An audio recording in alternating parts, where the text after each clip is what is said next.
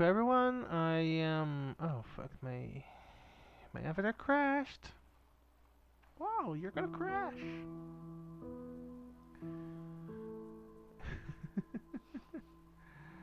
Okay, let me see. Just give me a second to fix it. Here. Okay, it's working. Yeah. So okay. Let's continue from where we left off. Turns out that what happened in the 2 days ago is that there was an accident on my region and it completely cut my internet provider's access to the servers. So yeah, I was out of internet until the end of yesterday's night.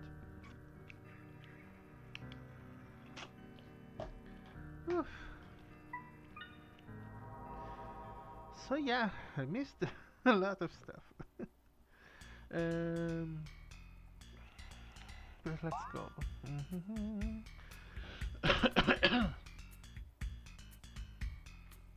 Okay, we finished the full lap around. So let's go to the second floor. Let me check. I forgot to check on the health. Okay. No, it's pretty okay. There's no need to worry.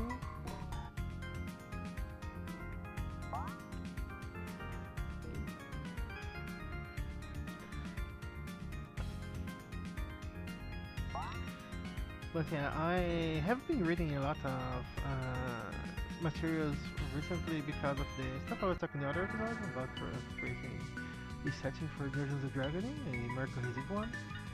And something that I have been reading a lot is, for example, Planescape. Like, Planescape is one of the few things that came from D&D that I actually find good. Like, it's not something that I have any caveats when speaking about, because the main thing with Planescape is that as a setting it is very openly critical of D&D. Like, it goes out of its way to call out the concepts that D&D pushes with its systems. Most specifically on the bullshit of the idea that alignments mean something, like because thanks to the way D&D is written and the system works, alignments are not really based on the behaviors of your characters, and they're more a case of cosmic, what would be the word? Cosmic tingencies, like that's the best definition. So yeah, okay.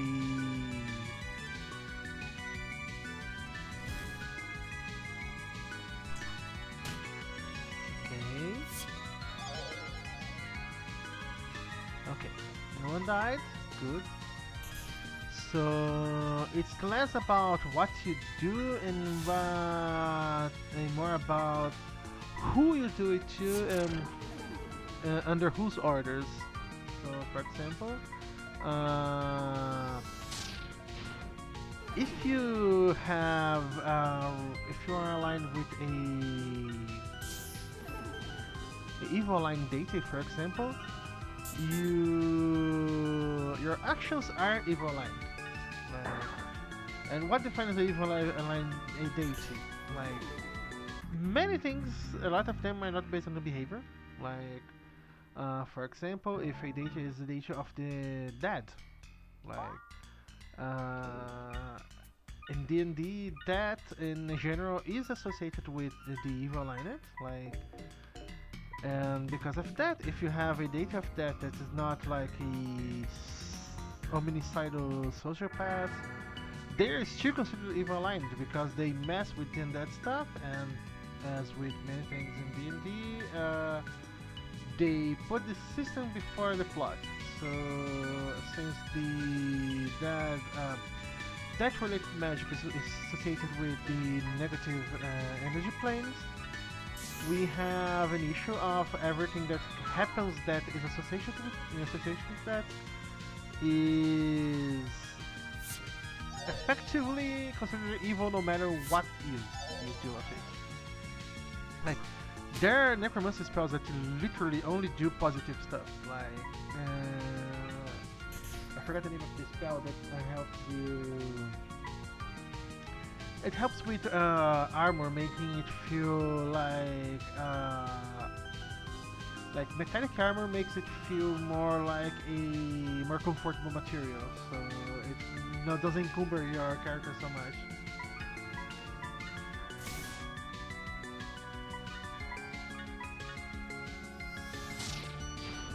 It's an necromancy spell, and it's like a simple spell that is extremely useful. Yet the main issue, hey, the main issue is that since your character is not using the positive energies, you are partaking evil according to the new rules. Like it taints your soul for doing that. Another example I give of that is like an example of Coralline Lot. Lot, the deity of the draw and Coralline, the deity of the elves. They are related. Like, if I'm not mistaken, Lot is Coralline's ex. And the main thing is that in terms of actually doing stuff that we would consider evil, like actively doing that stuff, Coralline beats Lot by a large margin. Like, Coralline is canonically responsible for like genociding a few realms. Because a lot of the explanations behind what happens to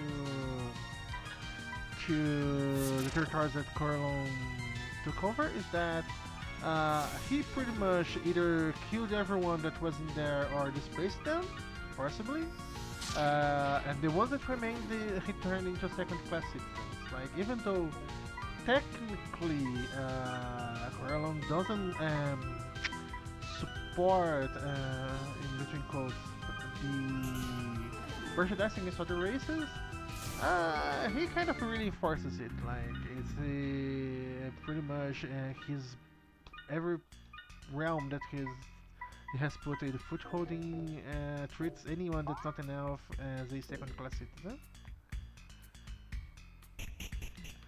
And among other things, there is also the issue that D&D treats the target of your action as more important than the action itself. So you're going to run a lot into situations where you have a character that is, for example, a psychopath murdering a bunch of like orc babies. But since they are orc babies and orcs are an evil race, it doesn't negatively affect their alignment at all. And it's not even your DM, like, it's not even like your DM supporting that. Like, the system itself supports that idea, like how it's supposed to be played. Because, yeah, in D&D there is lawful good slavery, for example. In D&D you can be a lawful good character and own a slave. Run genocidal campaigns on the countryside.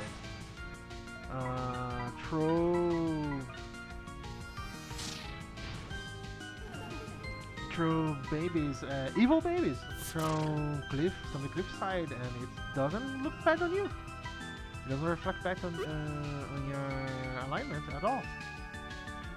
Because the system in D&D kind of wants to really excuse you for doing some extremely heinous evil shit.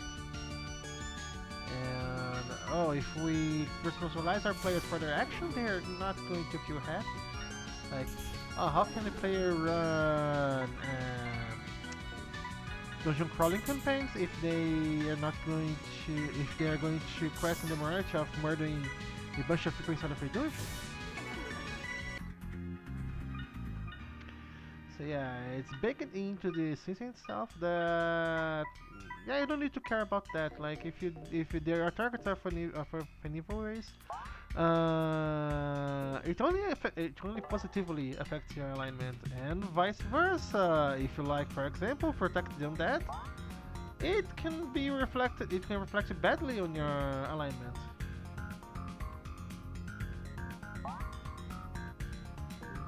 It can actually mean that you are aligned with evil. How spectacular, isn't it?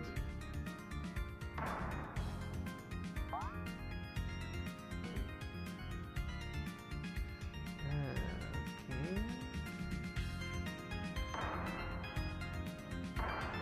Yeah, I can't do anything on that side, I believe. Oh, I forgot to check the wall.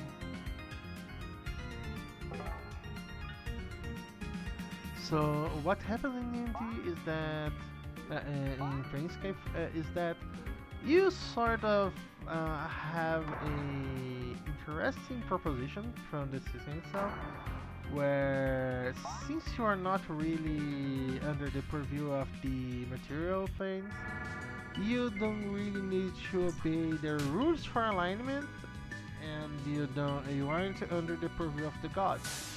Like especially for Insigo, like so yeah, the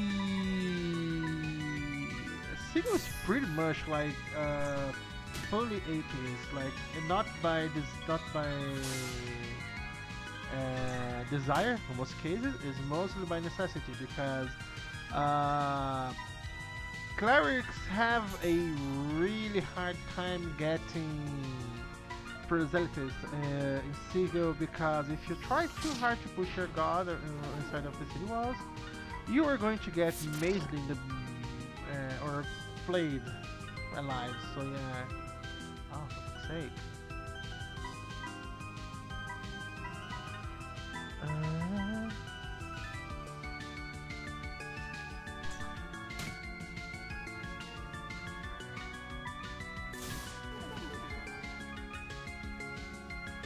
so you can't really push any specific god propaganda, and you might as easily just run into someone that has had a very bad time with one of those gods, and they're going to call you out for that because uh,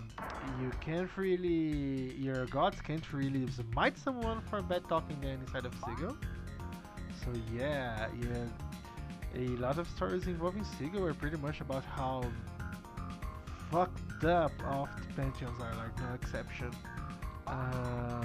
Like in case you forgot, the Greek pantheon is canonical to Planescape, and the Greek pantheon is natural to the chaotic good planes. I forgot which specific plane they belong to, but yeah, they are effectively from on the chaotic good side of the plane. They're in the territory, and they are the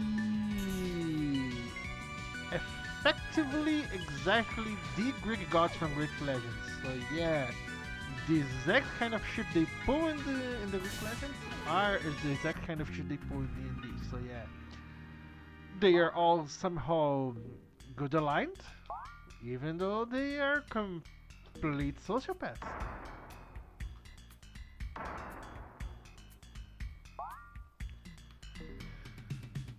Like Zeus is good aligned, like for fuck's sake, Zeus and Poseidon. Poseidon, who I shit you not, canonically tried to brainwash the Lady of Pain in order to take control of Sigo. But so yeah, even in D&D, they are huge pieces of shit. And because of that, you have, for example, a huge focus on actual moral philosophy with the factions. Like a lot of people try to fit the factions into D&D alignments, but yeah, it doesn't work like that. Like they are made specifically to be obtuse if you're trying to fit them on any of the alignments, because the main thing they have is like certain alignment requirements, but it's not a requirement of behavior, it's a requirement of mentality. So for example, if you get for the harmonium, they are going to prefer that you are lawful aligned. On the site of order, for example, no, the bottom of the order, let me remember.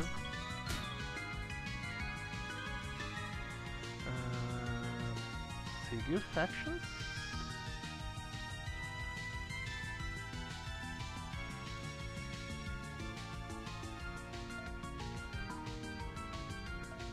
Fraternity of Order, here.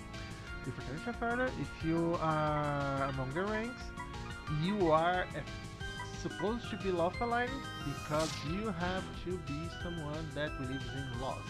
Because their entire mentality is based around the concept of laws. So it's not that you have to behave as someone lawful, you have to think lawfully. You have to think that the laws have meaning, and because of that, you can extract use from it.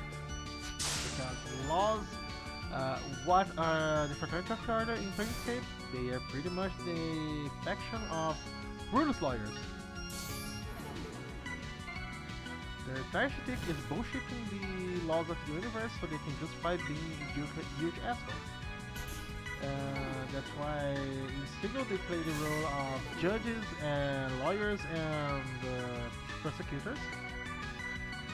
Because, yeah, if you need someone to rule this lawyer for or against you, you're going to need one of them. And on the other hand, you have the Dustmen. The Dustmen are a faction that, in terms of mentality, they don't have any specific alignment.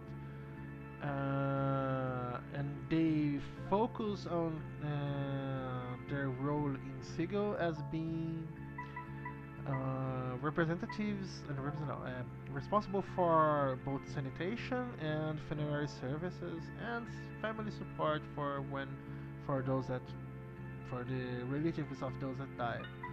So yeah, those are effectively positive things. Like their ideology is effectively positive because it is pretty much a D&D version of Buddhism. Because in terms of what the belief system is that the philosophy inside of the Dustmen, or the Heralds of Dust, if you're playing the newer editions, is that they believe that since death and life in the D&D setting, multiverse, is kind of super cheap.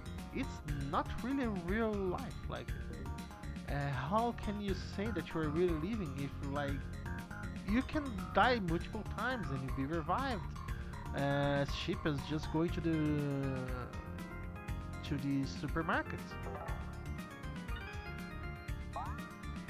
Like, yeah, what makes it a life if you don't really have any? Oh,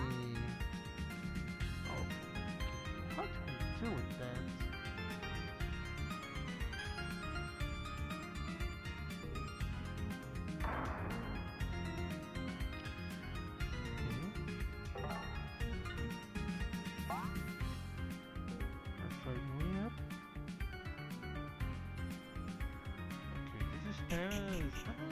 Maybe they're going to go down. Let me see.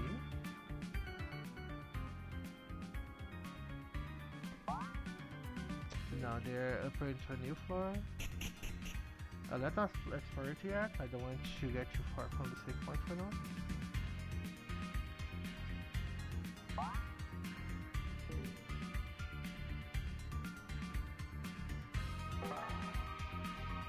Let me confirm it.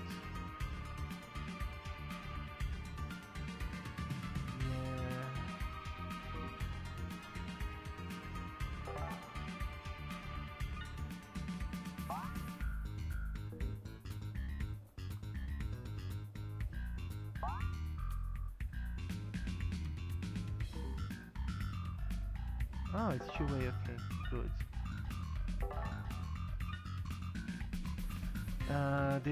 So, return to the adjustment. They believe that since that comes cheap in the D&D multiverse, you are not really living. So they believe that the only way to achieve through that and this way be free from the circle of suffering is by living an ascetic life and give up and go detached from earthly worries. So they are the universe Buddhists is like not even an exaggeration. They are effectively doing the whole escaping samsara thing on a setting where you have like a effective afterlife and gods and etc. And they believe that yeah, all of the life in the multiverse is false. Like you are just suffering a eternal circle of reincarnation and returning to pain. Like you can be revived so easily that there's nothing really making your life meaningful. Like you're just suffering eternally. So in that case, like it would be a positive, like a positive mentality, like a positive outlook. Like they are being good people because yeah, they do a really important community service by doing the entire funerary work stuff. Mm. I think there should be a secret passage in here. But they're also doing a lot of the more important. Okay. Yeah. A lot of the important sanitation work and social support for the family and members of those who died. And yet, they are, cosmically speaking, like if you were going to use the D&D rules and the insetting tools to define their alignments, they were going to be evil because half of them are undead and most of them are constantly meddling with the negative energy planes. So yeah, they are going to be considered evil aligned, even though none of their acts are evil. Like, nothing they do can be categorized as evil. Like you can try to logic your way into they are anti-life, etc. But no, like they are just like they just believe in a concept of the universe that doesn't see value in the way life exists in that moment. Like they believe there is more to life than just the suffering that they endure from life in the multiverse. So they are doing effectively good work for everyone. They give social support. They have networks to help victims of family losses, etc. And they are evil, like according to the D&D rules. They're evil.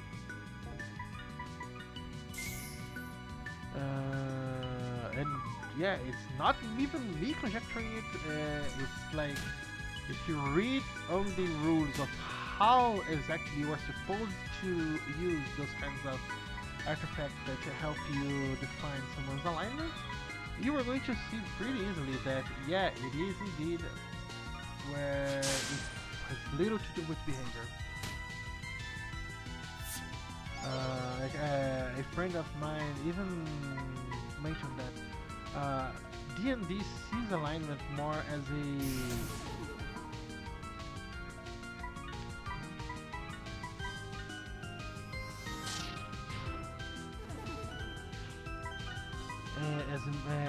even good access of the alignment was more in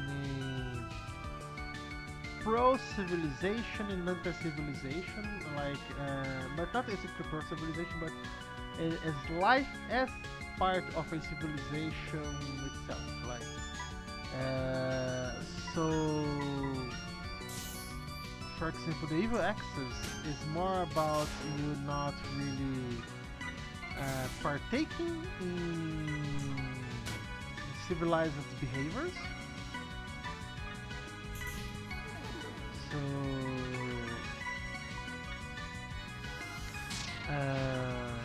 you're like willing to kill to save someone, for example. it might be considered leaf aligned on D&D, even if it's not really any specific specified anywhere. Oops. Fuck, I wasted one of the revives. Great. That you shouldn't kill anyone. Okay, let's see. I'm gonna go low first, go down first so I can check on the corner there, so I can confirm there's nothing here.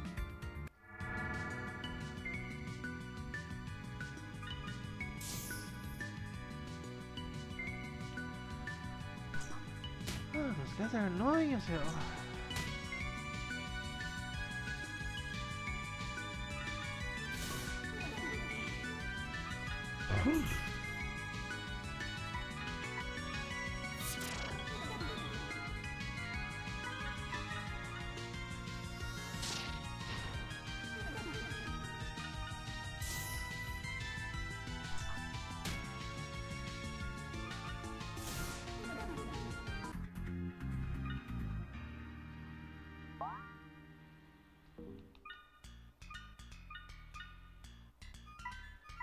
But yeah, it's like it's clear that D&D alignments mean nothing at all. Like if you read what the good aligned gods do all the time.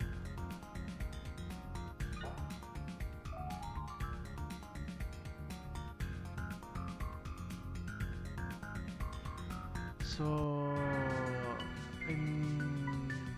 oh yeah, remember what I was talking about. For example, if you take the harmonium, I mentioned this before. Harmonium considers itself lawful good. Like, it considers itself lawful good. Like if you use any method to in universe to confirm their alignment, it's going to be considered lawful good. But here lies the trick. They believe that any end justifies the means. Not even a joke. Like they literally believe that if they have to kill a bunch of poor people because they are rebelling on the streets, they're going to do it. If they believe that they should shoot first and ask for action later, they're going to do it because they believe that is the right thing. Because the history of the Harmonium is that they are literally a faction that ran a cleaning campaign on their original universe, on the original helm. So the Harmonium literally does genocides. They run a fascistic state. They do a lot of really, really awful shit that if you are going to use our concept of morality, it's really not going to gel well with what we believe. But they believe they're right. They believe they're doing what is right, and the cosmic alignments in D&D confirm it. So yeah, that's my main issue with how the alignments work in D&D, and why I love Planescape, because Planescape really goes out of its way to paint the picture that alignments are bullshit.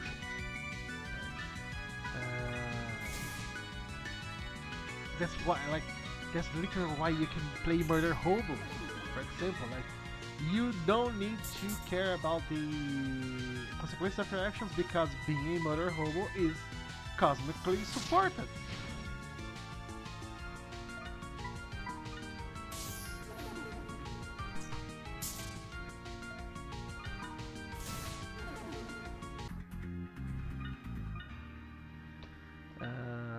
Because of that, like for example, you have in terms of factions that in Planescape that represent this kind of break in the understanding of alignments. You can talk to example to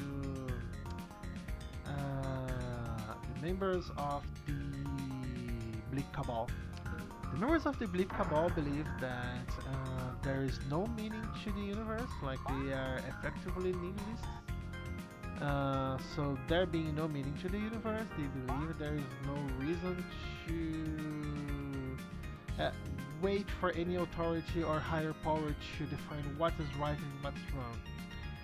And that would open them up to being huge piece of shit, but what they also believe is that there is no reason to inflict more suffering to the universe because, yeah, if there is no reason for things to exist, there is no reason to do anything that's not going to benefit everyone. Because, yeah, like, what am I building? Like, if I just do evil shit to others, what am I building?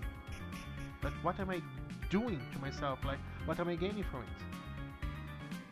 So, if the only meaning that can exist to the multiverse is the meaning we give ourselves to our actions, then to them, let's do good. So, what the role that the Big Cabal plays on Planescape is that they run charities. And, like, not even like tricky, we're going to rob you or any scheme or anything like that. No, they are 100% no to strings attached charities. Like they do the best they can do to support the people in need. Because if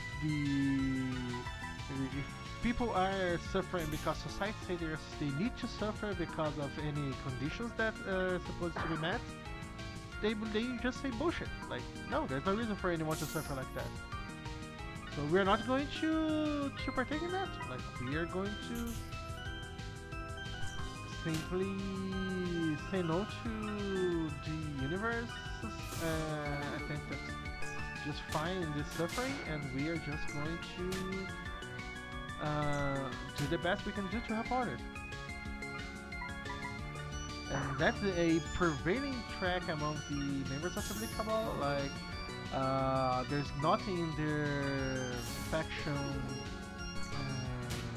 manifest that explicitly says that they should be doing good things to others, but they just get to this consequence. Like, they just logic their way into being good people. Because if there's no meaning to anything, if there's no authority that declares that we must suffer, so why are we making each other suffer? And that's why they just do good stuff. And the main thing about the Bleak Cabal is that most of their members are of rival aligned races. Because they're the ones that are more easily accept their mentality. Not because there's any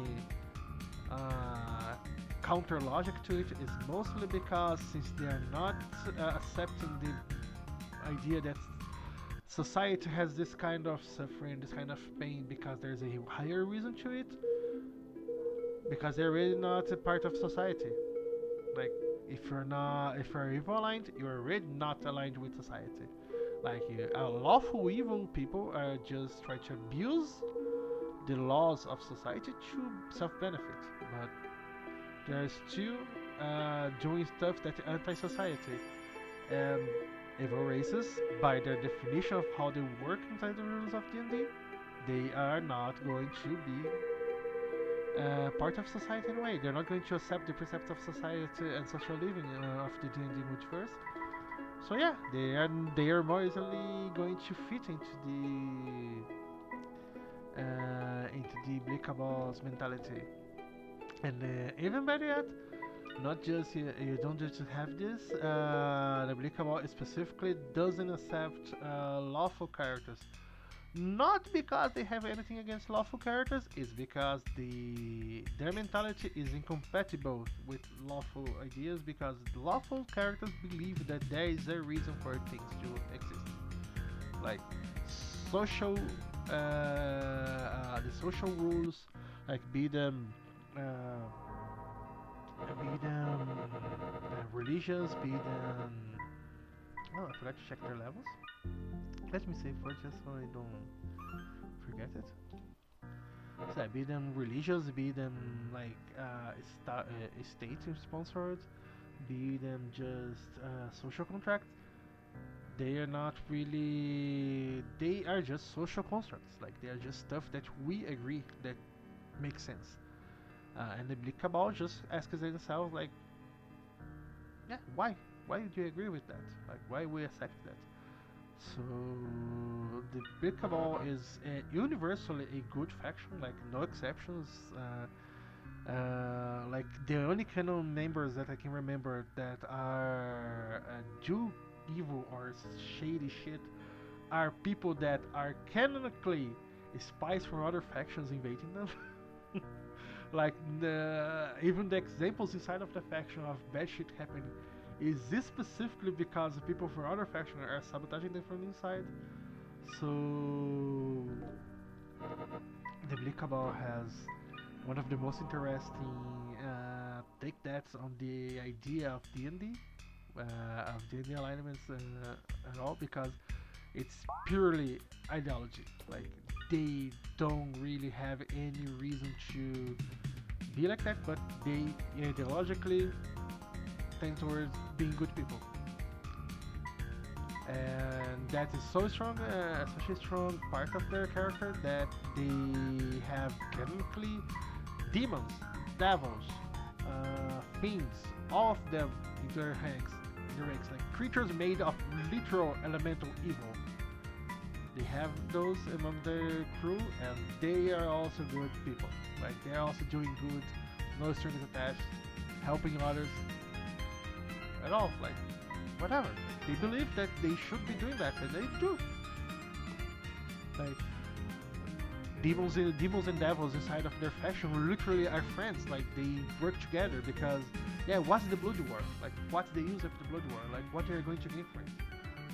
Like why they're killing each other? Why they're torturing people in order to bolster their ranks? Like they get nothing from that. Like yeah, they get some power, but it's fleeting power. Like something that can be taken away very easily simply by killing them. So yeah, they just grow detached from that. As a faction, they have one of the most interesting dynamics in the whole setting because they really don't give a fuck. Like, I love that about them. And that goes for a lot of other factions. Like a lot of people like to treat the Doomguard, for example, as evil aligned because the Doomguard in specifically is a faction that believes that entropy is the natural course of things. Like things are supposed to be created, to decay, and to be destroyed. Like that's how everything should go. Everything should be. Trying to artificially change that is counter to the nature of the multiverse.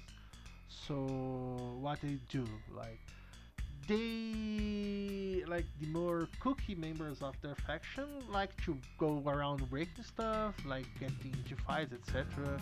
That's why the faction has a huge focus on creating weapons, for example. But they actually create weapons because one of the main things they believe is that the process of creation is also a process of destruction. To create something, you need to expand the materials to create it. If you build a building, you have to cut down the trees to create the wood. You have to mine a quarry to create the concrete. You have to take water from a lake to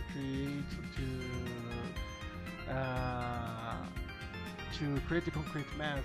Like you have to pretty much the act of creation itself is contributing to entropy. So their main focus of work inside of Sigil is being manual labor. They believe that they should be helping stuff be created so that stuff can be destroyed. And the stuff they create is going to be destroyed too. So yeah, it's a net positive for them.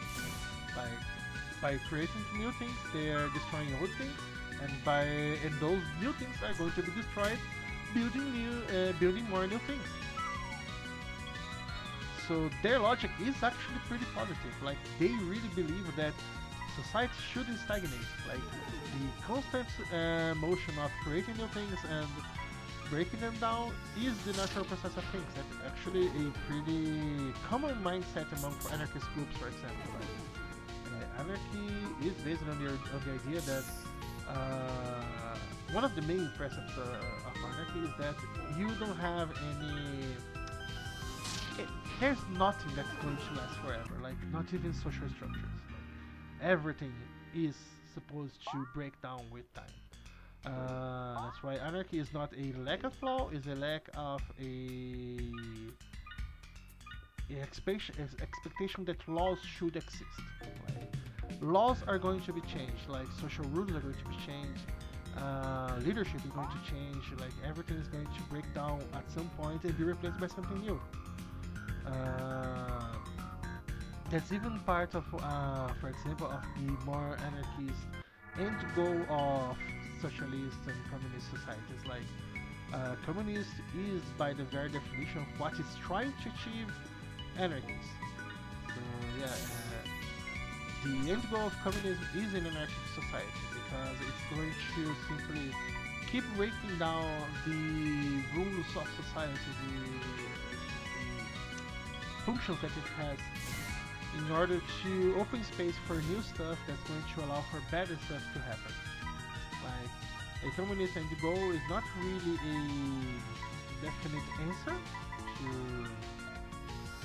to everything, but it's a attempt at moving forward. That's why communism is not a counter to capitalism. It is a post-capitalist society. Idea of a society that exists after capitalism exists, because the main concept behind communism is that society has to grow. Like, society has to get through each step of its evolution to get to the next step. So if you are going to you can skip steps because the material conditions won't allow for it. So if you're going to so they believe that just like capitalism replaced feudalism, like capitalism replaced mercantilism, mercantilism replaced feudalism. But yeah, you get, like, I'm shortening stuff, but just like this path happened, the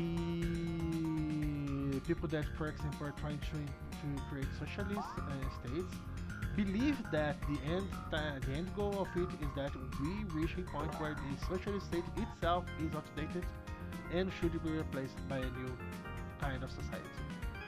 That's in the best of cases going to be communism.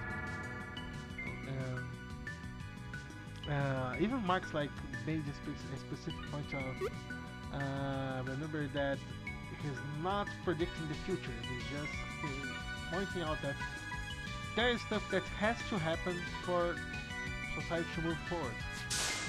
Like, it's not that he believes that a communist society is going to be perfect or going to be an utopia, that he was anti-utopical most of the time, but it's because he believes that society has to just keep changing, like keep moving forward.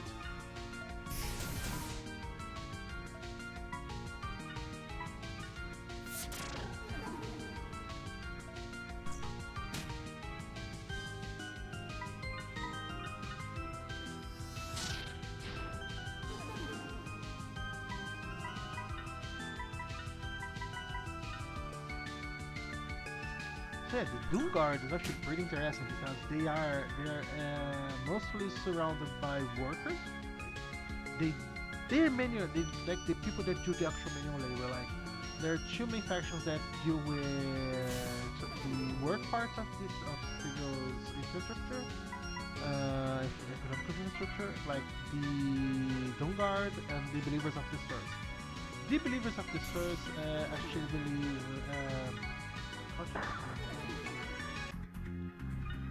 They are a mix of spiritism with a sort of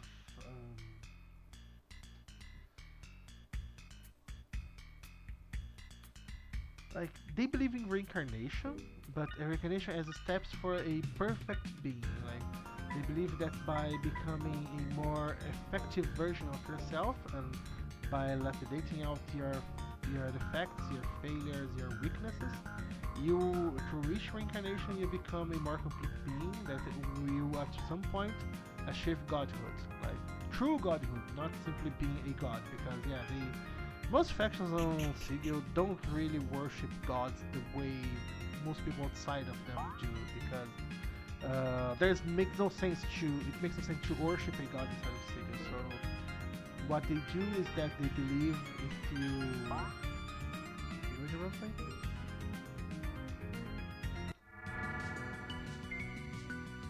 They believe that if you perfect yourself, you're going to become a being greater than what you are.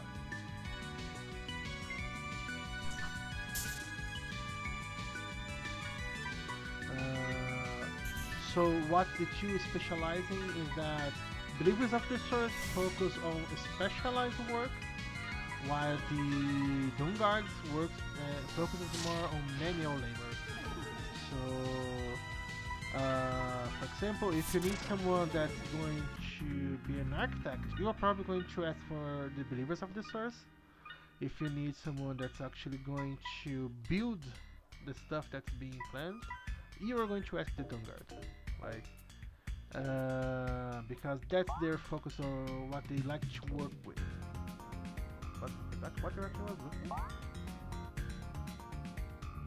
Okay, I believe that's the right direction.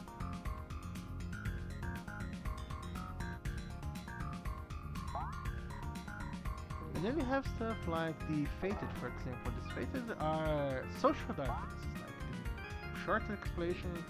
The narco-capitalists, social Darwinists, they really like sound the most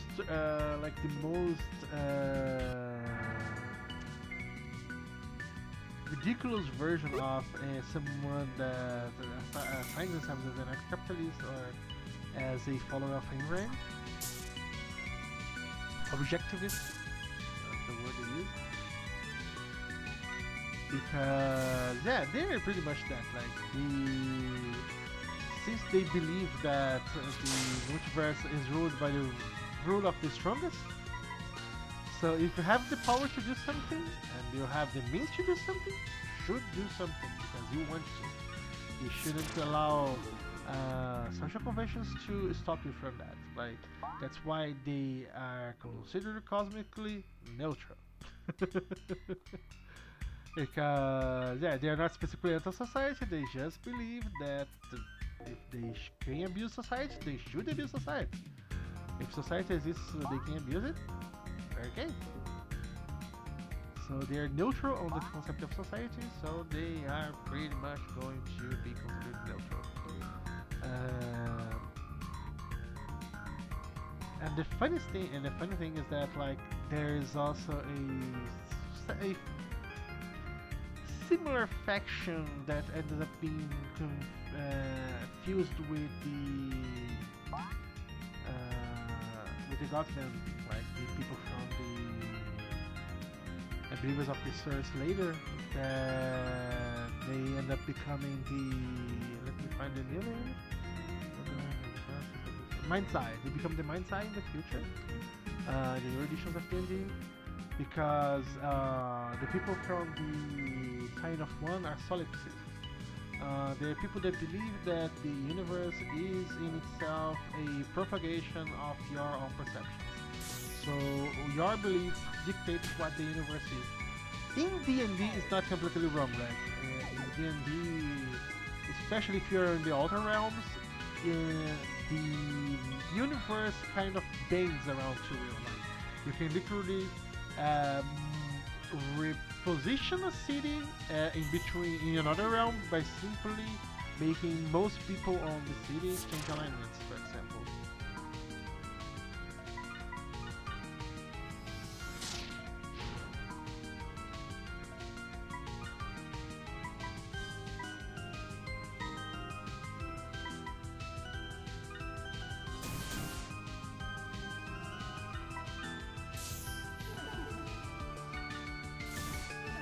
So yeah, the sign of one kind of has a point in D&D. Like you can actually use the law of attraction to get some benefits from it, but it's not really how could I say? It's not really something that you can really exploit too much. Like you can at least to some point, to some level.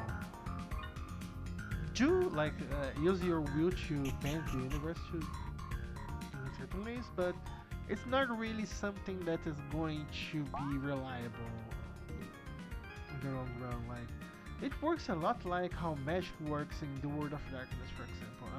And for those that don't know, magic in the World of Darkness is divided amongst two main categories: sorcery and awakened magic. Like sorcery is like the stuff that kind of works. Like for example, doing blood rituals. Like if you have a ritual that you have to do that anyone can do and it will work, whatever. It's sorcery because it doesn't really affect your reality itself. It's just using a pre-programmed functioning reality. What awakened magic does is that it actually goes and edits reality around yourself. So you have the very common situation where someone that is a awakened mage, they can really pull impossible effects that no other kind of supernatural can do. But like there, it goes way further than that in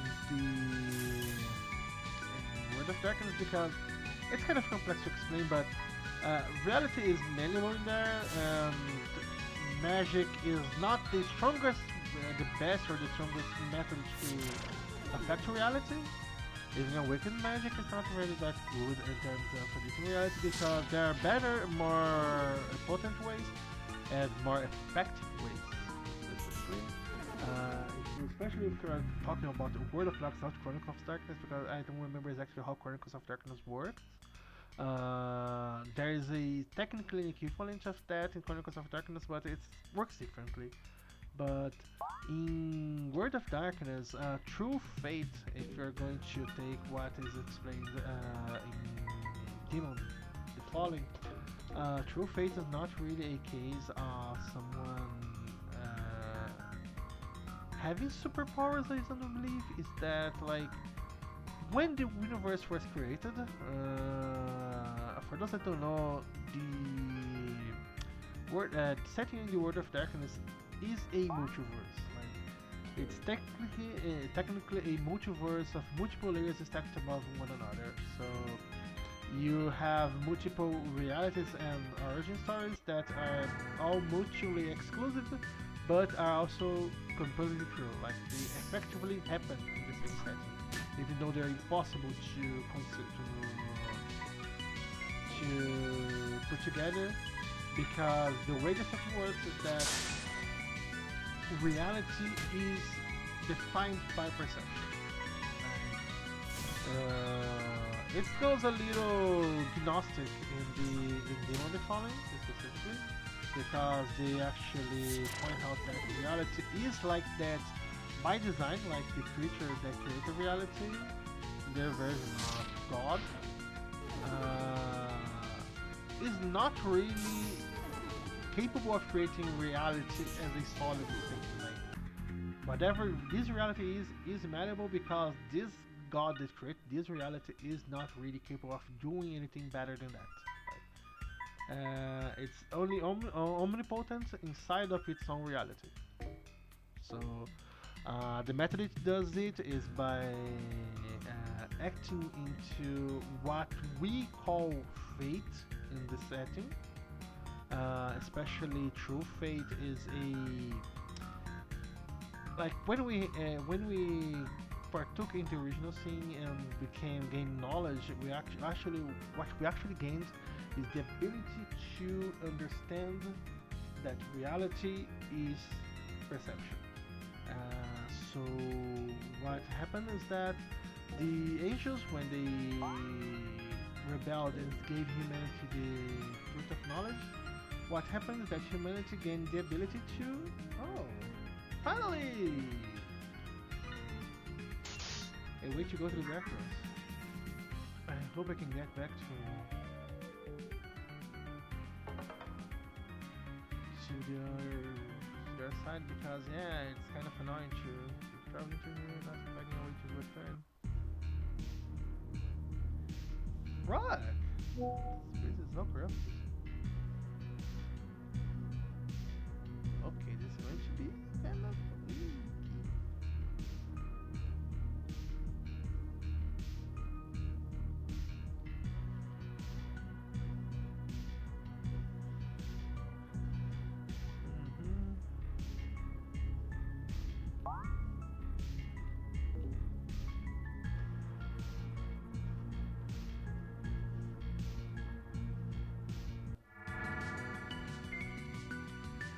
Whoa! I got a car. A new car. Rainy taxi. Whoa! Okay.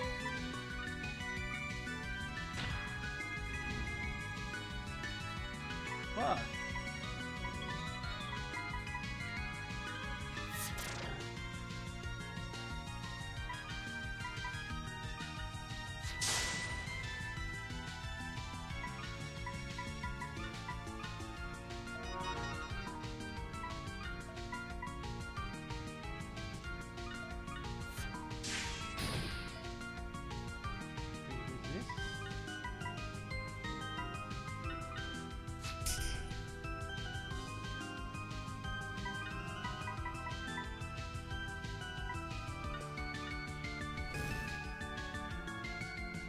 Can resist magic? Good. No! It's not supposed to do that. Fuck's sake.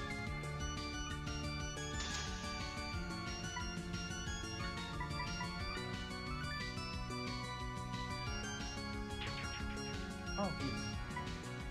That's good.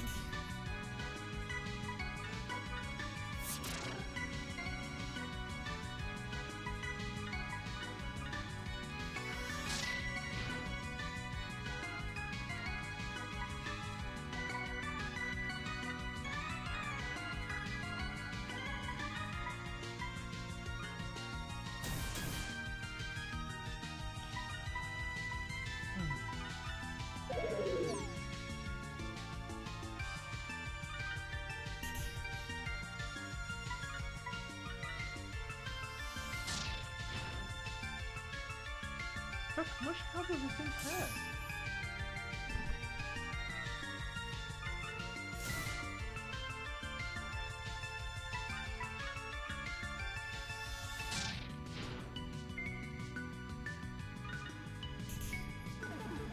Finally.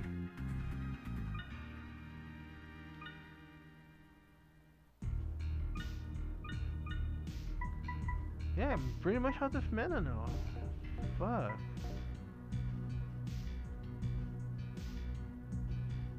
Okay, what is it?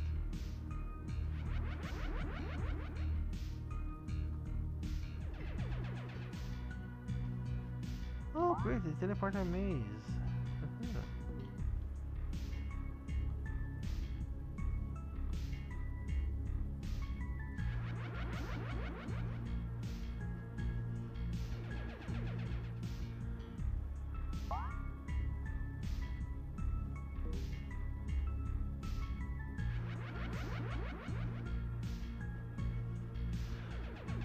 But yeah, finishing up what was Dungeon was doing on World of Darkness is that in World of Darkness, since Red is bannable and you have like other ways to edit reality, like through dreams, that's the way the fairies do, through sorcery, like sorcery doesn't edit reality, like it's just using pre-programmed functions in reality, that what most lines do outside of like fairies, mages, and demons. And you have fate, like in the case of what demons do, because fate is the ability of affecting reality itself.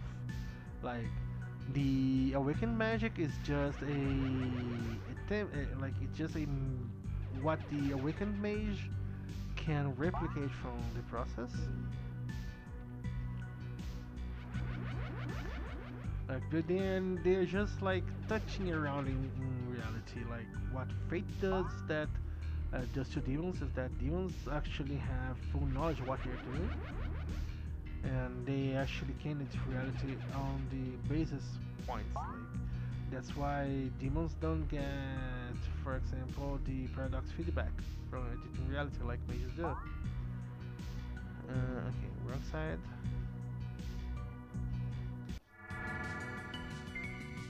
Oh, thanks.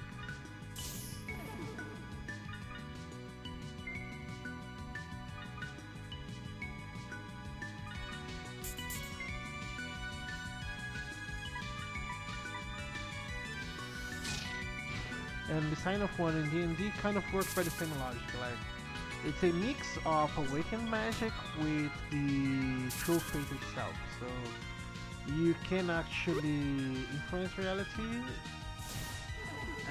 Because of that, they extrapolate like they understand the concept of true fate, but they believe they are doing awakened magic. The shortest way to explain it.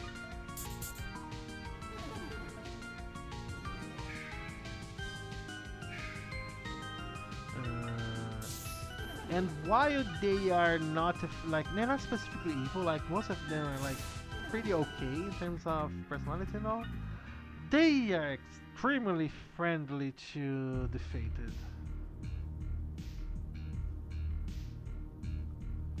Okay, I need to talk to the librarian because yeah, both of their ideologies are pretty compatible.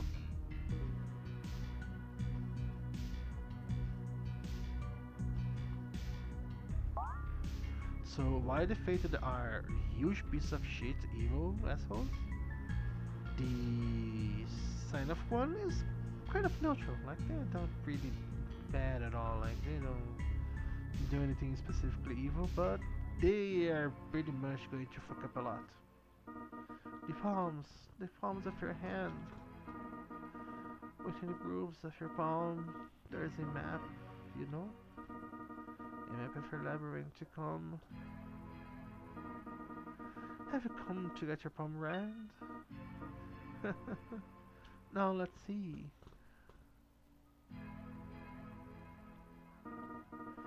Between the 3 points of influence, your connection to the point of the southeast is strongest at the moment. I want to change from within the center is imminent. Okay, southeast. Let me take notes.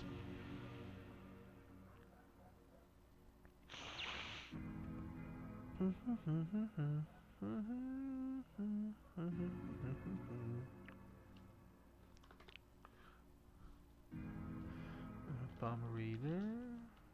Indantes, Echoes, Southeast, Secret, Center has trouble.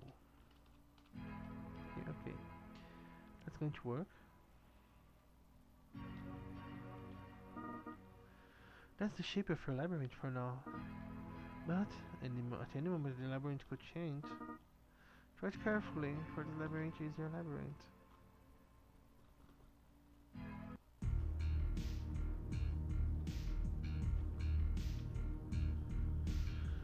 Oh, another bar. What do we have here? Hey there. So, what will it be? Program Monday, original, Lady Charlotte. Here you go. One of these cards coming up. So, what's going on? Are you looking for anything? Did you know you can only get a bar permit for the backstage? It's illegal to run one on the main stage. If the architects catch you, it's serious trouble. I've heard if you break their laws, they start sending assassins to take care of you. Scary stuff. No, thank you. So what's going on? Talk to the patrons. Talk to who? Average Joe. Have you ran into any hermits around the backstage? The ones selling junk? I've heard some of them are selling some rather rare cartography flora. But they don't show that stuff off to everyone. The carnivorous must have some secret handshake they do with them.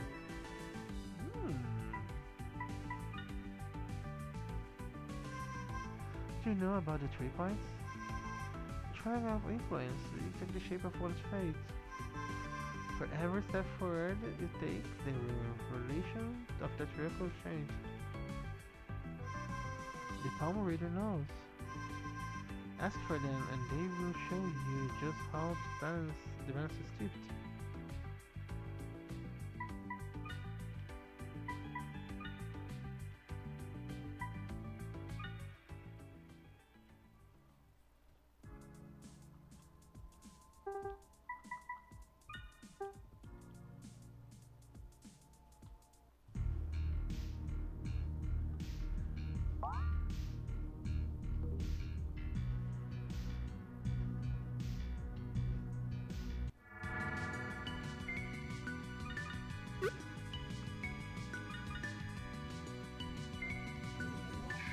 returning to topic. I believe the main focus of Planescape is also that the Lady of Pain is both a like it's a universe way to explain the DM's authority, but also she works as the ultimate balancer of the universe. Like she literally rewrote reality to fix it from one time back and I tried to fuck everything, and by rewriting reality to fix what Vecna fucked, she ended up creating the transition between the Advanced Dungeons and Dragons rule set to the 3rd edition rule set. Like it's a universal explanation for that, because yeah, at least up until 3rd edition. Oh, the Entropeter! I don't have any mana! Oh, great!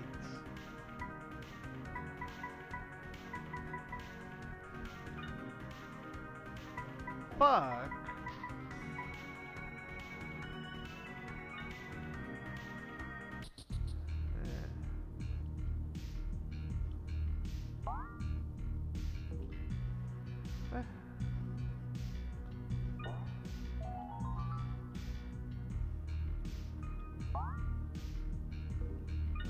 Okay, it's just a glitch.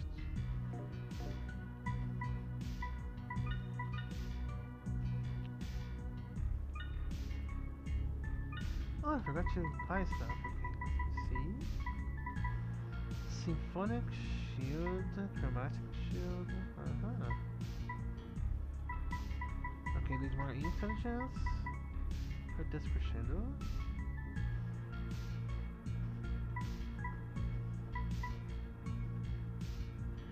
Not so pretty.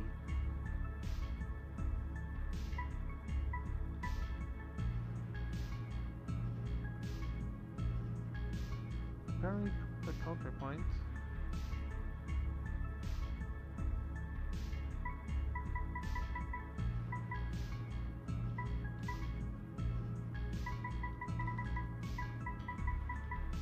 Okay, let's go Symphonic Shield. Like it looks pretty beautiful.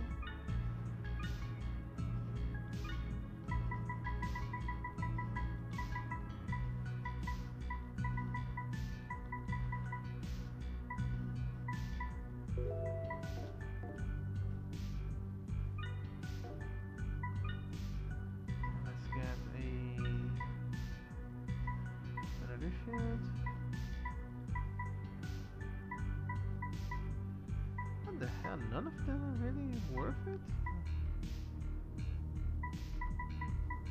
Oh, that's extremely worthless. Okay.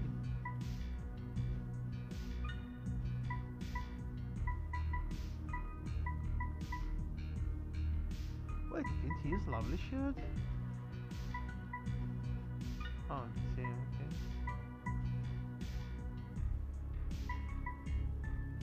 Just for one more agility, yeah. Oh, resist panic. Oh, actually, that's good. Okay.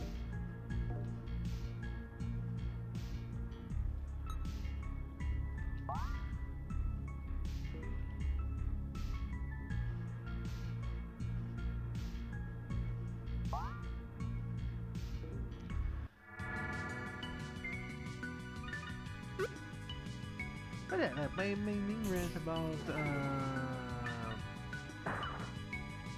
D&D and Planescape is over. Like, I don't really have too much fun. Like, I really love Planescape as a setting because of my issues with D&D. Like, and I believe Planescape only works as a setting because there are issues with D&D, because it writes about those issues. Like, it's a game that's examining them more closely.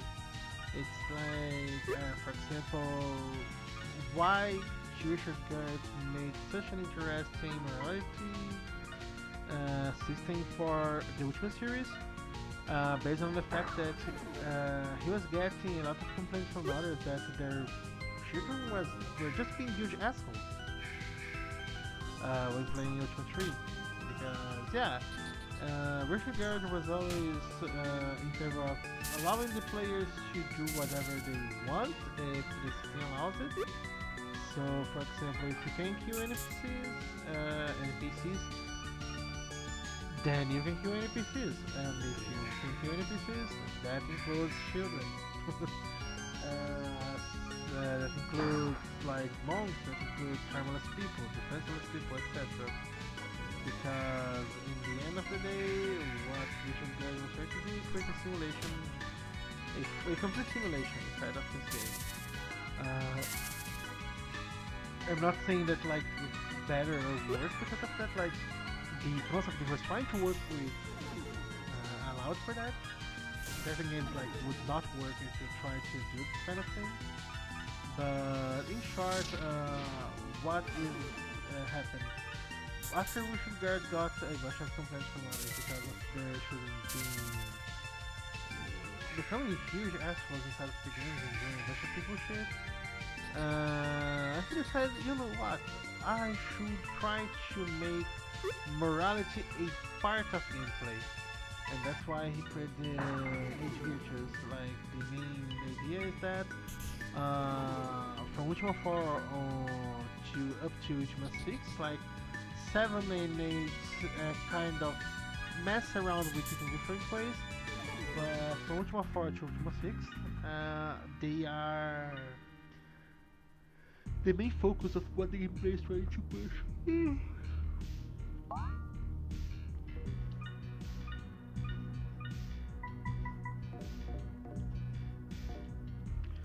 So what is Richard Garrett's system is that inside of Ultima, you have from Ultima 4 onward, you have an entire belief system based on the idea that there are 3 principles that dictate morality. Like not morality as in the objective sense, like morality in the sense of like a better living. Like the 8 virtues are a combination of the all possible combinations of those 3 principles. These principles are, if I'm not mistaken, courage, love, and let me just find the third one. Like it's actually interesting. Like it's something that, like if you haven't played any Ultima games, I really recommend them. Like Skip 9. Skip 9 was like a huge clusterfuck. It was by the time that Richard Gere was not more involved with the games anymore. But let me just find Ultima 8 Virtues.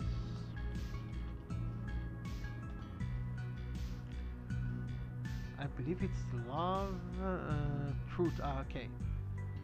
Love, truth, and courage. Yeah. So the 3 axioms are love, truth, and courage.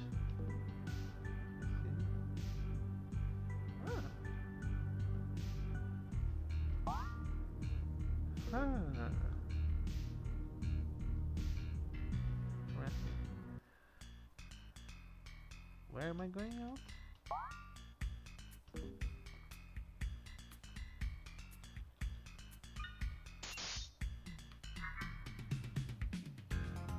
And those 3 principles that form the 8 virtues. So you have like 1 virtue for each of the principles. So the virtue of truth is honesty, the virtue of courage is valor, and the virtue of love is compassion. Because to act in truth is to be honest, to act in courage is to have valor, and to act in love is to be compassionate. Then you have the combined virtues that each combine 2 of those principles. Fuck. Okay, this looks like it's going to be a hard fight. I'm not going to risk it, so I'm going to skip. Fuck! Yeah, I was right, Secret Rebellion. Fuck!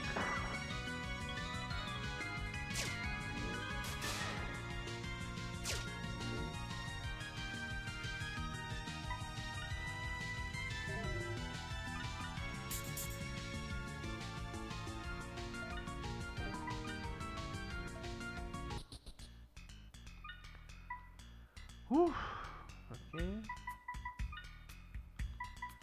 Yeah, now I'm going back to the ending fountain. I'm not risking it to lose off this memory again.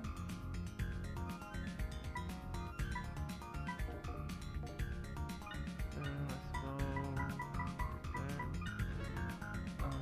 So the combined virtues are: if you act with both love and truth, you act with justice because you are fair to your equals.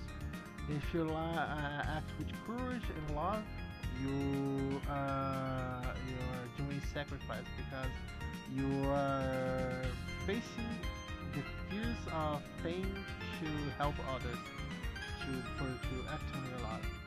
And if you act in both truth and courage, you are acting in honor because you are upholding what you believe in, even if you are if you are in danger, like for upholding them.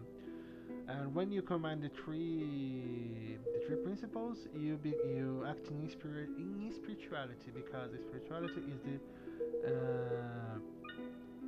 introspective ideas that you have to be a better person. So you and the eighth virtue, that's humility, is the opposite of the lack of those three principles. So when you don't have courage, truth, or love for others, you only act in pride. So the opposite of pride is humility, like the logic behind the virtues of this system. And what it does is that you have 8 trackers in your when you're playing Ultima games. That like the three middle Ultima games, you want to have those 8 trackers that actually interact with your actions. Like you can kind of game them very easily, but like it's breaking on the spirit of what we are trying to achieve because you are not really gaining anything from trying to maximize them just for the idea of maximizing them. Like there's small benefits, but like the game is very obtuse on purpose on how you can play the character. So like it's not like you're going to gain a super uber powerful equipment or etc. Like no, you become a better person because it's supposed to be what you are supposed to be doing. Okay?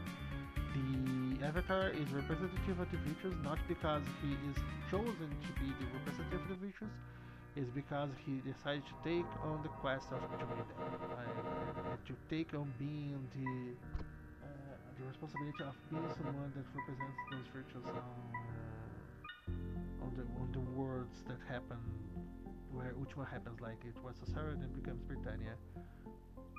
Because in the end of the day, what the mission in the Ultima games become is that the main character, like at first I believe it was a stranger, his name, but it was later changed to the Avatar after they completed the quest to become the Avatar of the virtues. And the Avatar is in itself a representative of all of the best values of every single Britannian, according to what Lord British, the character that is in the in-game avatar of Richard Garrett, believes should be the best attempt at being a good person. But here's the tricky part: like uh, Richard Garrett knows that it's not true. Like Richard Garrett knows that there is not a single idea that could be used to represent objective morality. That's why it's openly a subject view of morality. It's morality according to what you believe in. But because of that, he actually put a lot of effort in trying to deconstruct it. In Ultima 4, you have to become a avatar and learn to live by those virtues. By Ultima 5, you have actually run into an issue. You have Lord Blackwood, that himself he is a loyal follower of the virtues, and that's why he was chosen to be the substitute to Lord British. when Lord British went on a mission and ended up disappearing. And what happens is that Blackwood in itself uh, was corrupted by three shards of mundane, like the I forgot the name of the mundane stone. Like if I believe it's the gem of immortality, or three shards of the gem of immortality, ended up being corrupted by them. But what happens with mundane is that the gem of immortality is not something that you created. Is a sort of an attempt at congealing a manner to live forever. Like you can't be destroyed, and by association with it, you become a sort of axiom of every energy in the universe. Because Mundane corrupted by trying to use it the way he did, the Gem of Immortality, when it was shattered during the first game, the events of the first game, it became a sort of nexus of everything that Mundane is. Mundane is the opposite of the stranger.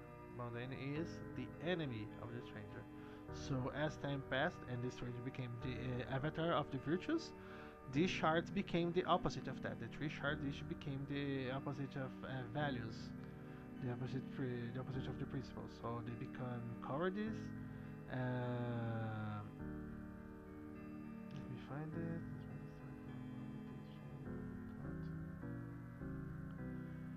Let me find the opposite of them. Cowardice, hatred, and falsehood. So what happens is that uh, the three shards they end up possessing people that were on the entourage of Lodge British during the start of the plot of Witchman 5, and those three people become the three Dark Lords. The three Dark Lords they are trying to manipulate things from behind the scenes. And when they enter cities, they cause every virtue of the city to flip and become their opposite. What happens with that? Every single character started becoming like acting in the opposite of what they believe and what they will try to represent in their behavior. Because every one of the main cities in the world of Britannia represent one of the virtues. That's why they have temples and have like teachers that dedicate themselves to that virtue. That's why also each city has a different class that you can learn because each of the classes are associated with one of the virtues because they are representative of what the virtue has is best at doing. And what happens with Lord Blackthorn is that Lord Blackthorn can't be directly corrupt. Lord Blackthorn believes in the virtues so strongly that he can't have them reversed. So what happens is that by trying to resist the corruption, Lord Blackthorn ends up corrupting the virtues himself. Instead of doing the opposite of them, he becomes the problem with them. He becomes the excess of them. Becomes the all all suppressing power of them. Because, as said before, the virtues are subjective. They are something that's supposed to be not objective, not something that is supposed to be imposed on others. They are supposed to be something that you should work towards. And what happens with Lord Blackthorn is that he is someone attempting to resist this kind of temptation, this kind of reversion, and he just digs deeper in that belief. And because of that, he starts to believe that the only way to prevent people from getting corrupted by the presence of the Dark Lords is to enforce the virtues by law and by force. So he changed the virtues to instead of being introspective beliefs, they become mandated laws that can be punished by death, like or any other higher punishment. So the first attempt at examining the concept of the virtues is comes specifically in the way that you can both reverse them, like something that's really like normal, like anything that try to works with virtues kind of does. but you can also enforce them in the wrong way, or force them too hard and they break apart. They lose the spirit of what they're trying to achieve, and that's why they have two subversions in a single game. And in Ultima 6, you have a third subversion that is the Gargoyles Virtues. Because what happens in the setting of Ultima, it is a sort of multiverse. There was an event during Ultima 3 that, like, sh- long story short, the three first Ultima games are a continuous story. The Ultima games happen like in sets of three. So the first three Ultima games are a story about the stranger, a strange person that comes from Earth, like our Earth, and visits the world of Caesarea at the time. And the specifically because the actions of Mundane, the wizard, end up causing a lot of issues, like cosmic levels of issues, and this ended up causing a rift that opens the space to send moon gates. Moon gates are like the teleportation portals inside of the setting. Moon gates to Earth, and because of that, the main character ends up in Cesaria. After the main character defeats Mundane and kills him, his apprentice and also his wife, Minax, if I'm not mistaken, her name, she ends up deciding to go to the world of the stranger to try to take revenge. So it tries to take over it, and since she specializes in time magic, she creates like she pulls a Ultimecia before Ultimecia even existed. I'm almost sure that like the fact that the Ultimecia has this name is specifically because the Ultimate series, because what Ultimecia tries to do is exactly what Minax does. Like not even an exception. Like she creates a space out of time where nothing happens because like she's afraid of dying like Ultimecia, but what she's trying to achieve actually is trying to create a stagnated point of reality where no time can happen. Like everything is locked in a constant state of existing, like in stasis. So what happens is that Minax ends up being killed by the stranger because the stranger has to fix like to save their own world. And in Ultima 3, we find out that the Ultima series has a lot of anachronistic technology. Like they have space age tech mixed with medieval fantasy. Like there's an explanation universe. It's kind of weird, because it involves multiverses, etc. Like in the first two games, you actually can pilot spaceships and enter space battles, etc. But what happens in the third game is that you find out the Minax and Mundane actually had a child. The child is a child they created. What's that child? It's a computer that they created an artificial intelligence that's supposed to be their child, and that artificial intelligence is also a computer possessed by a demon. Like because it's both a daemon, the concept of a program that manages computer systems, and the demon, like a literal demon from hell. So what happens is that this creature, that's a mix of a computer, a demon, and an artificial intelligence, called Exodus, since since Mundane mastered with entropy, Minax mastered with time, Exodus masters with space. Exodus creates an event called the Sundering. It causes Society to split apart and be sent, every part of it to be sent, touching and opening portals constantly to every author's realm and dimension nearby. And because of that, you have an event where incursions of other realms are happening inside of Sosaria. Because like Exodus has no objective, like Exodus lost both of his parents, and he just wants revenge. Like there's nothing outside of that. So what happens is that during the events of this like of this battle with Exodus, you have to fight a bunch of invaders of other realms, and one of the invaders you fight from other realms are the gargoyles.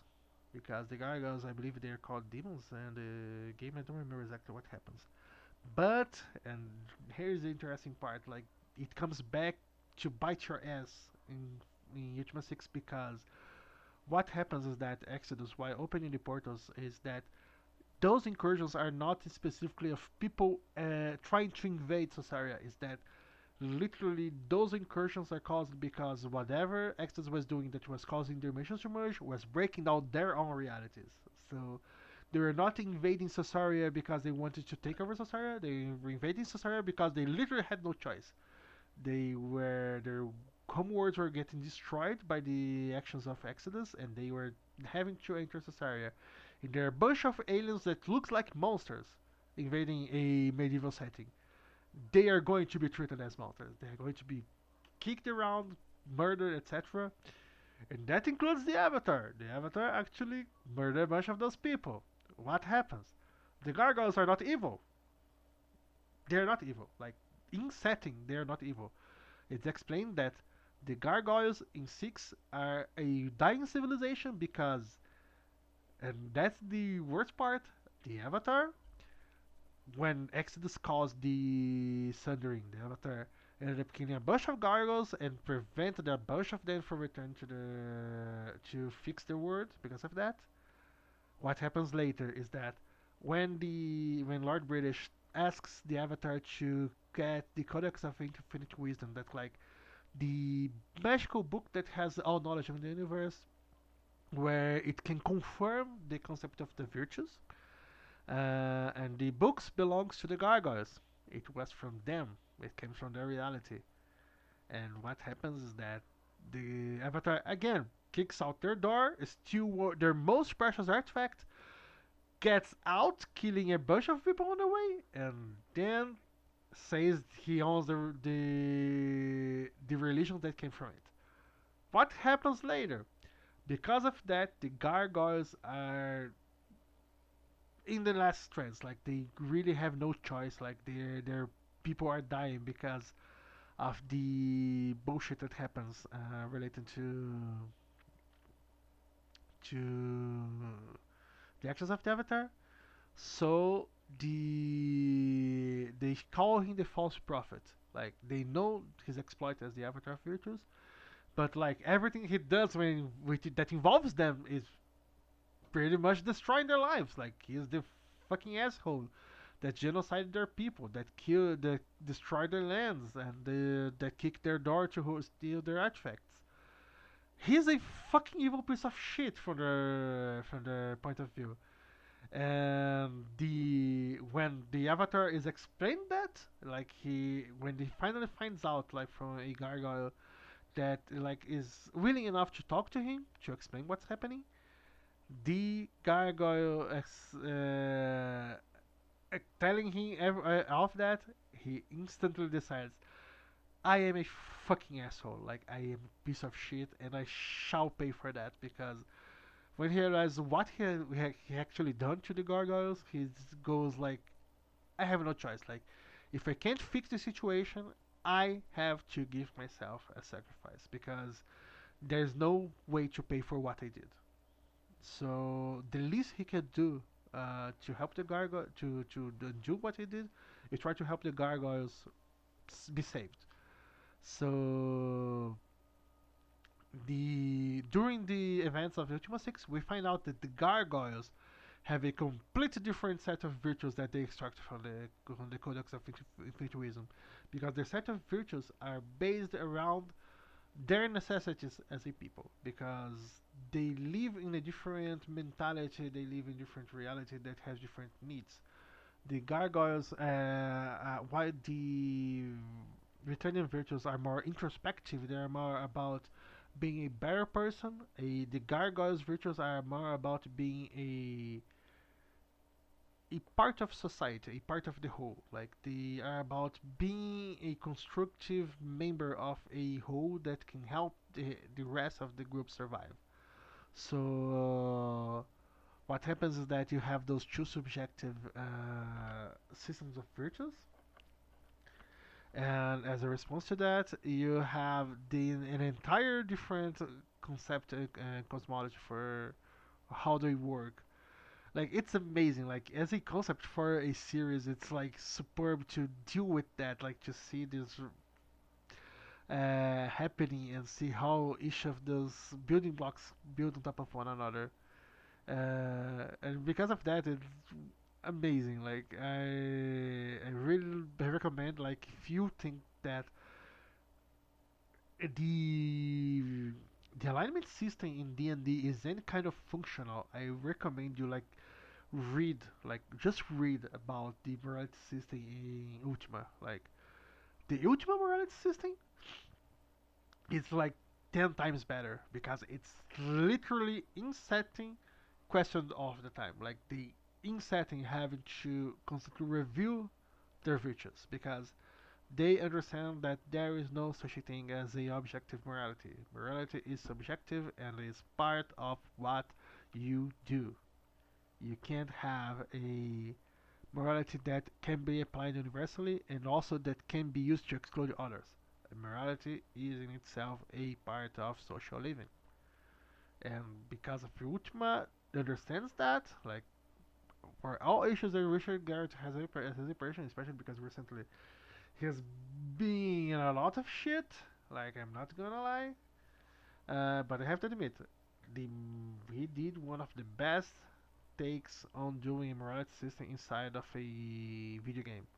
I'm if you have only played D&D, I really recommend go out of your way, read on it, play an Ultima game, like have fun understanding it because in universe it tries really hard to make you think about what you're doing. Like yeah, being someone that's like an honorable knight and a charitable person and a humble person is not really going to save you from the results of your actions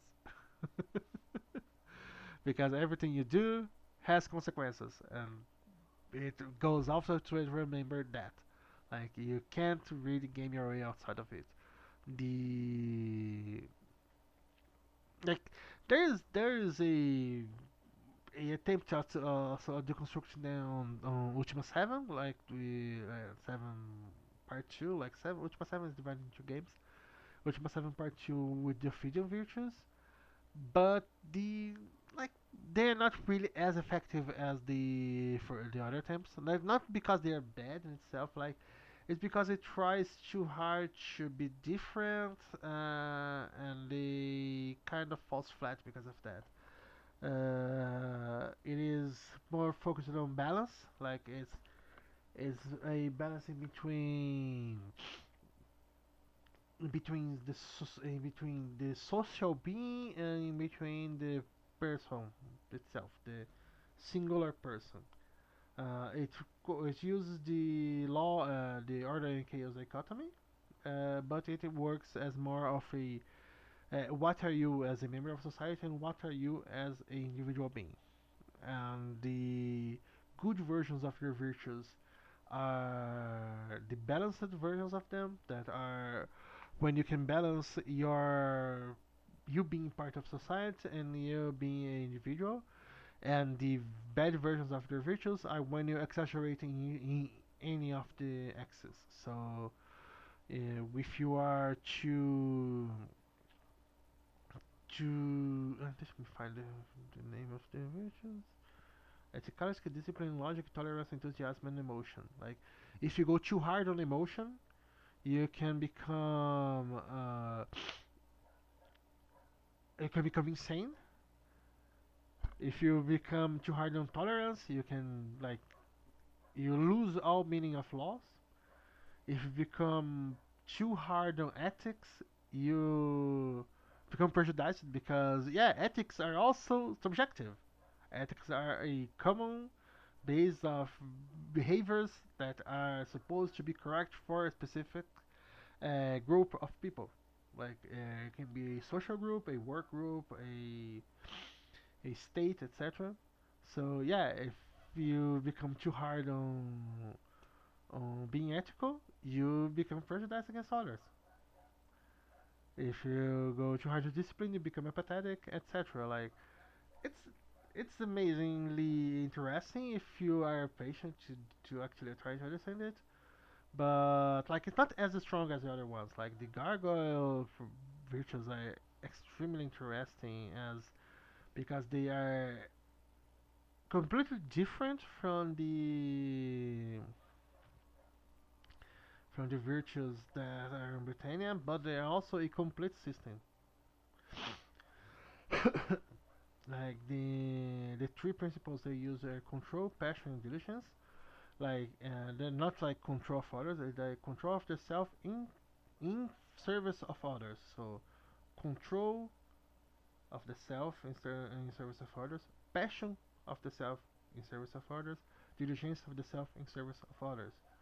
So their virtues are direction, that's control. Like when you have control of the self, you have a direction of what you should do to help others, to be part of society, to be a better person. When you have passion for the self, you learn to have feelings. Like you value your feelings for others, your feelings for what you're seeing, like for what is not yourself. When you have diligence, you grow persistence. You're capable of going through obstacles. You're capable of learning and moving forward. Control and passion, you learn balance because you learn uh, to control your emotions, but still be passionate. Like you learn that you should do what you should do. Like you believe something and that drives you forward. Passion and diligence becomes achievement. Control and diligence become precision. The combination of the three is singularity. So yeah, you become the center of your being as a social being. So you become a part of the whole, so strong, so great that you become the whole. Like you become indistinguishable of the whole. So you are part of society completely. And the opposite of the absence of the tree is order. Like as it was explained with a little of the other stuff. Uh, like it's a extremely fun system. Like really, you should all stop whatever you're doing if you are playing D&D and read on the Ultima Virtues. Like it's an extremely good system. I really recommend. Like anything is better than the alignment system in D&D because it's completely broken. In universe, it's supposed to be broken. Like at least if you take Planescape as an example, if you read anything related to Planescape, you're going to see, yeah, the alignment system in D&D is broken. It's not a morality system. It's not supposed to work as a morality system, and it shouldn't be used as a morality system. You can do a lot of evil stuff and be considered good in the D&D alignment system. So don't do that. So yeah, getting out of the sunset, I stopped playing for 20 minutes already. So goodbye everyone. See you next time.